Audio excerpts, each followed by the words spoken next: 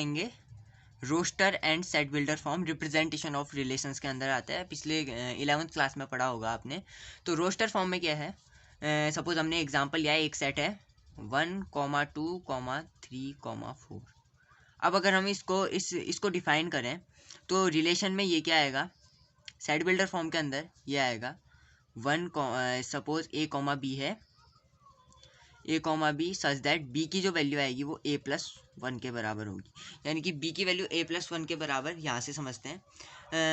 अगर हम a को 1 लें, सपोज a को 1 लें 1, b की वैल्यू यहाँ से निकालेंगे तो अभी आएगी b इक्वल्स टू a की वैल्यू को 1 रखेंगे 1+1 आ जाएगा। तो यहाँ से b की वैल्यू 1, b, तो b की वैल्यू यहाँ से कितनी आ गई 2। तो अब हम यहाँ से इस रिलेशन का लिखेंगे बी आर जो आएगा वो यहाँ से आएगा 1, 2। तो यहाँ से ये साइड बिल्डर फॉर्म में रिप्रेजेंटेशन हमारी ऐसी होती है। तो अब हम पढ़ेंगे रिफ्लेक्सिव रिलेशंस।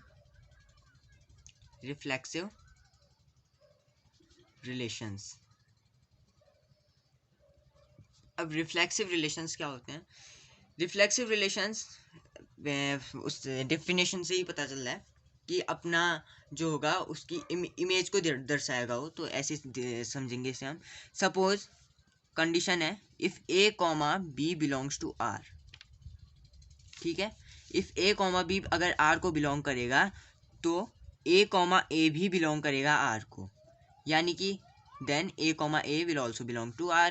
तो अब हम एग्जाम्पल समझे 1, 2 अगर बिलोंग करता है r को तो 1, 1 भी बिलोंग करेगा r को, यानी कि 1 की इमेज यहाँ आ गई। तो 1, 1 बिलोंग्स टू r, यही लिखा है हमने। a, b belongs to, a को 1 लिया, b को 2 लिया, तो a, a belongs to r, यानी कि 1, 1 बिलोंग्स टू r। ये रिफ्लेक्सिव रिलेशन का यहाँ पर से एक एग्जाम्पल भी सेट हो गया। अब उसके बाद हम सिमेट्रिक रिलेशन के बारे में पढ़ेंगे। सिमेट्रिक रिलेशन बिल्कुल ऐसा ही है, थोड़ा सा डिफरेंस आएगा बस।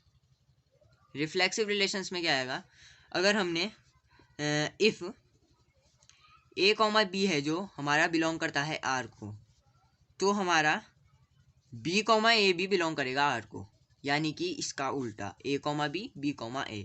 एग्जाम्पल समझें तो सपोज हम इस बार 2, 4 लें। 2, 4 बिलोंग्स टू r, तो 4, 2 भी बिलोंग करेगा r को, ठीक है। इतना ही है, इसमें ज़्यादा कुछ है नहीं। 4, 2 भी बिलोंग करेगा r को, यानी कि 2, a की वैल्यू 2, b की वैल्यू 4, b की वैल्यू 4 यहाँ से, और a की value 2। 2, 4 belongs to r, 4, 2 belongs to r। अब हम अगला रिलेशन जो आता है वो हमारा आता है ट्रांजिटिव रिलेशन। ट्रांजिटिव रिलेशंस थोड़ा सा दिक्कत करेगा, लेकिन उतना टफ नहीं है।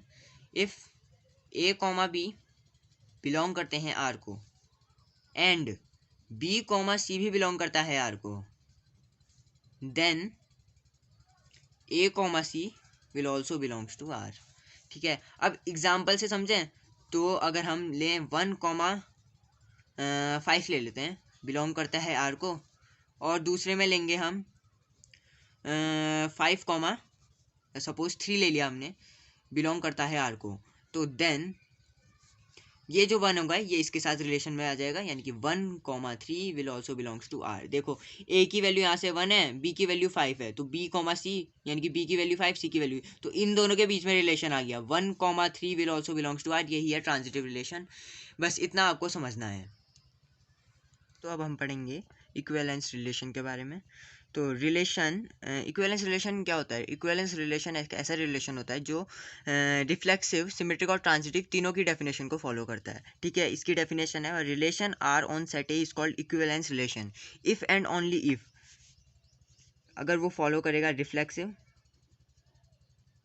यानी कि इफ़ a, b बिलोंग करता है r को, then a, will also belongs to r।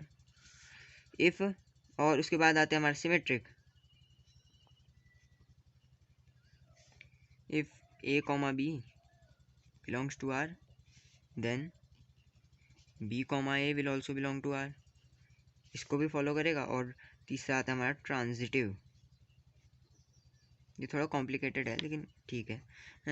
If a, b belongs to r, and B comma C also belongs to R, then A comma C will also belong to R. यानी कि इन तीनों definition को अगर कोई relation follow करेगा तो equivalence relation होगा। अब इसका एग्जांपल देखते हैं।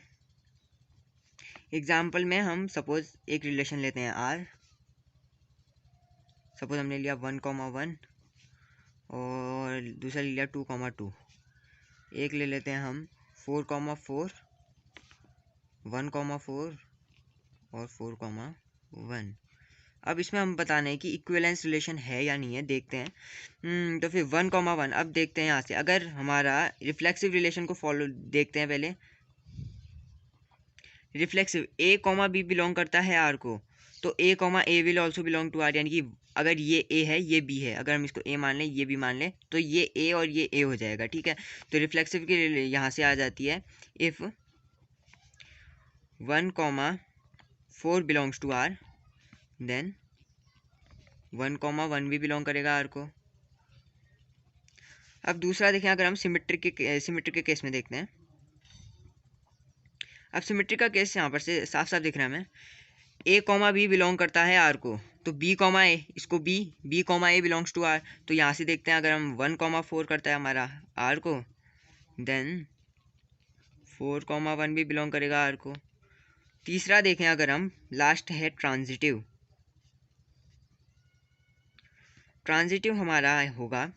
अब देखो यहाँ से देखते हैं, if A comma B will also belongs to R, ठीक है, और बी कॉमा सी भी बिलोंग करता है आर को। यहाँ पर से देख लेते हैं, सपोज ये अब हम इसे ए कॉमा बी मान लें, तो 1,1 अगर बिलोंग करता है हमारा आर को एंड 1,4 भी बिलोंग करता है आर को,